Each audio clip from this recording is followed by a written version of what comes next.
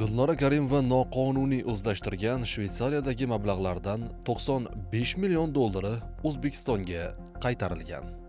Bu haqda 24-aprel kuni Olmaliq shahrida o'tkazilgan matbuot anjumanida iqtisodiyot va moliya vaziri o'rinbosari Otabek Fozilkarimov ma'lum qildi. Mas'ulga ko'ra, musodara qilingan yana 131 million dollarni O'zbekistonga qaytarish bo'yicha kelishuvga erishilgan. Ayni paytgacha mamlakatga kelib tushgan 87 million dollarlik mablag'lar sog'liqni saqlash va ta'limga sarflanmoqda. Har bir sohaga 43.5 million dollardan. Shveysariyaning O'zbekistondagi favqulodda va muxtor elchisi Konstantin Abalenskiyning ma'lum qilishicha, Shveysariyada musodara qilingan jami 313 million dollar O'zbekistonga qaytariladi. Matbuot anjumanida so'zga chiqqan Birlashgan Millatlar Tashkilotining O'zbekistondagi doimiy koordinatori Sabina Mahil Gulnora Karimova o'g'irlagan pullar o'zbek xalqiga tegishli ekanligini aytdi.